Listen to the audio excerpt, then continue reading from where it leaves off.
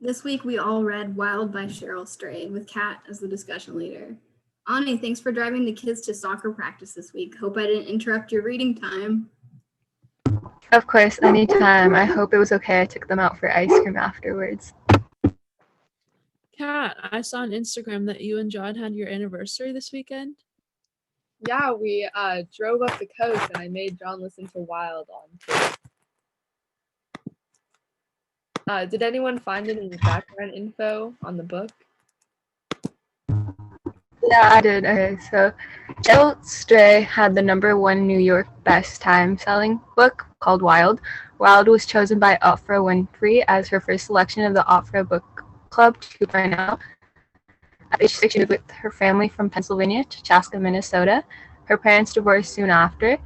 Cheryl's father had shortly passed after their divorce. Her mother got remarried to her stepfather, Glenn Lamb. She was brought alongside two siblings, Karen and Leaf. The Pacific Crest Trail spans 2,650 miles from Mexico to Canada through California, Oregon, and Washington. It normally takes about 5 months to hike and can be very, very dangerous. There's a lot of bears and snakes and a lot of wild animals.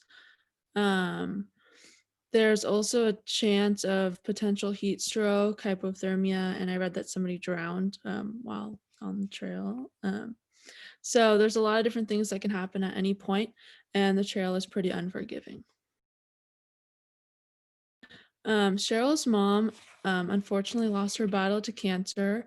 She grew up very close to her and her mother and siblings as she lived in a one-room barn, isolated from the rest of society and the world.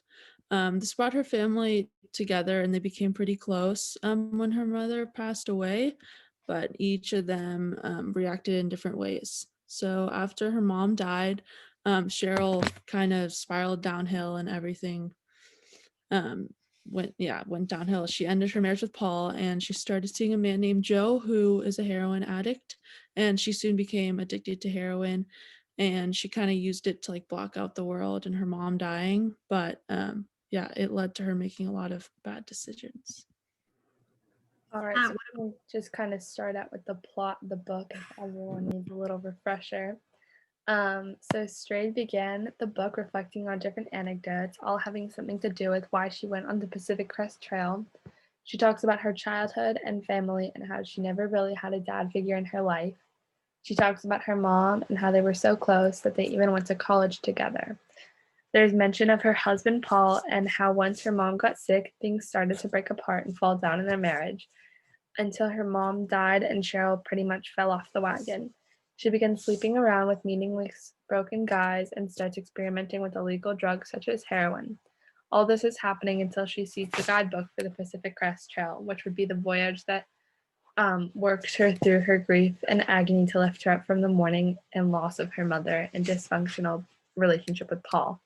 Did anyone research any outside factors that could be going on throughout the book that could have impacted the storyline and her experience? Okay, so the PC Trail is a hiking route that stretches from the Mojave Desert all the way up to Canada. In 1995, when Wild was taking place, that was the year it was the hottest year, according to the date. She was only 26. She didn't think of writing the book until 2018 when she was 39 years old. She had been very desperate, and at a sad point in her life, she had to save herself. It was only at herself the time, with the companionship of her journal. She had written everything down. She knew that the wilderness was where she felt in touch with her highest self. When she saw the guidebook, she didn't know what to do.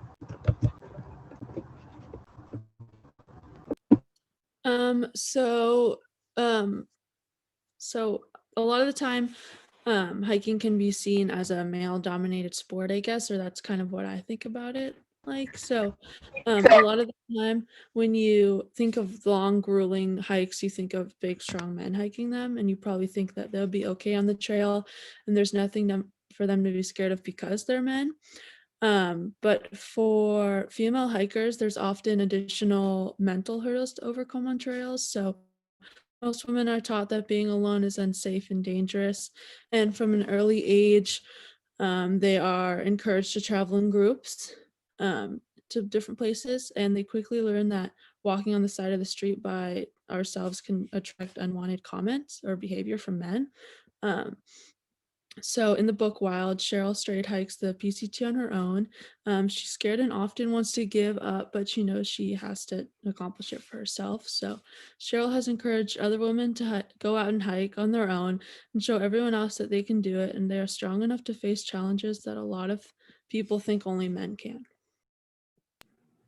What sort One of thing elements did you find, Kiera? I noticed that there was a lot of anecdotes. One of them was when after she divorced Paul and she was going to change her last name. It's from page 97. She said, "I couldn't continue to be Cheryl hyphen hyphen, nor could I go back to having the name I had in high school and be the girl I used to be. So in the months that Paul and I hung in marital limbo, unsure of which direction we moved in, I pondered the question of my last name, mentally scanning words that sound good with Cheryl and making lists of characters from novels I admired. Nothing fit until one day when the word strayed came into my mind." I also noticed that she used a lot of contradictory statements to kind of like hook the reader in almost. On page 5, she says, "A loving wife and an adulteress, a beloved daughter who spent holidays alone." Yeah, I agree. And I also found a lot of imagery in the book because it's a really beautiful hike, the areas she was in. And to describe it to a reader without any pictures is pretty difficult, but I think that she did a pretty successful job. I found one example during a really snowy and difficult part of the trail. She describes a majestic red fox, and she did a really successful job of describing that and how powerful it was to her and how powerful like the views were during this trip. Now we can talk about themes that you guys saw throughout the book, and I can go ahead and start. I saw a big theme of grief, and I believe that loss is a fundamental human condition to everyone, but it impacts people in a lot of different ways. Without knowing what to do with her sorrow, Strayed said that she turned to promiscuous sex and drugs to attempt at clearing her mind because she felt so alone in the world. She was so far from love as her marriage was so dysfunctional and her mother was gone. And throughout her trip, she battled herself to relieve herself from this grieving mindset. Coming from a place of feeling so stuck and sick with frustration, there was little that she could do to escape the world she knew and embark on the Pacific Crest Trail, where she hoped of rediscovering and relieving herself of all this grief. Another big theme I saw was change, and I noticed throughout the book it kind of seemed like Cheryl needed a validation from a male figure because growing up she didn't really get that as a kid from her dad.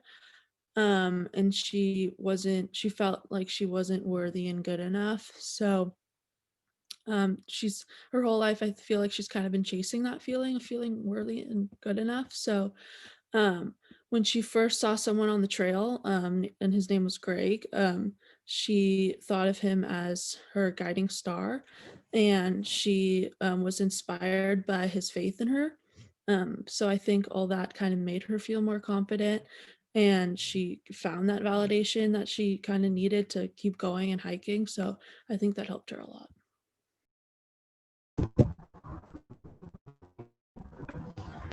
The two relationships in the end, I've seen a lot of relationships themes in the book, so who have impacted Cheryl's decision to begin her hike are profound. Her relationship with her mother and her relationship with her former husband. Although she made it clear that there was tension and disagreement with their mother, Bobby, unconventionally, her life had been even more dominant part of her children's identity. Her confidence that she can do something as a challenge as hiking the PCT, even with her very little preparation, seems rooted in how her mother made her feel capable of able to achieve her dreams. They lived through the definition experience together, like going to college side by side. One theme that I noticed was healing and redemption, and I also think that that tied a lot in with her purpose and her lessons.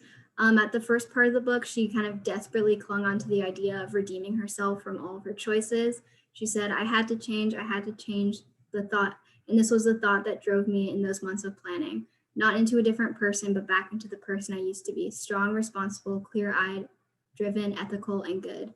And she kind of thought that the trail would redeem her in a way, but then nearing the end of the book, she kind of gained a better understanding of healing and redemption.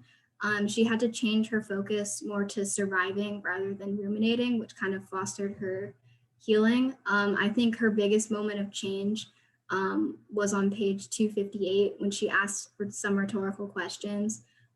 What if what made me made me do all those things everyone thought I shouldn't have done was also what got me here? What if I was never redeemed? What if I already was?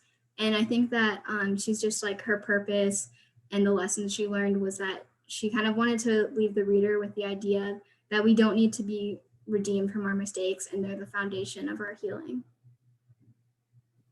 What do you guys learn from the book? So I learned a lot while reading the book, but one of the most significant things I learned is that mistakes don't define us as people, and we can learn from those mistakes and become a better person. Um, but I also think that I learned that it's good to make mistakes sometimes because although they don't define us, they can help us learn and make us try harder to become the best version of ourselves.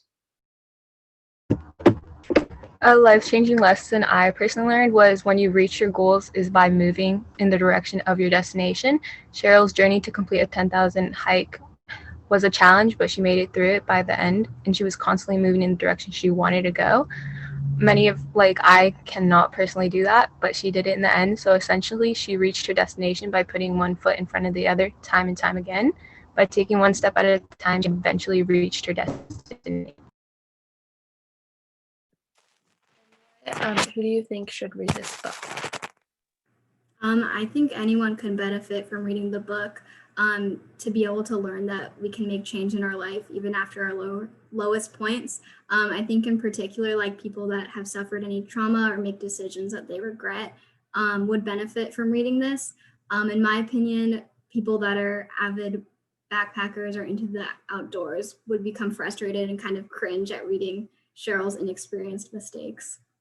What do you think, Kat? I think that people who want to push themselves outside of their comfort zone would benefit from reading this book, as Cheryl definitely pushed herself and ran away from the very bad life that she was potentially falling into. This book encourages the reader to avoid the things that are toxic and negative on yourself and to embrace your goals and don't stop until you reach them. Because of this, I believe that people who have goals but aren't yet reaching them would love this book. Thanks for meeting over Zoom today, ladies. Barry and I had to go visit the in-laws for the day, but I didn't want to miss our discussion. Say hi to Barry and the kids for me. Live, laugh, love, everybody.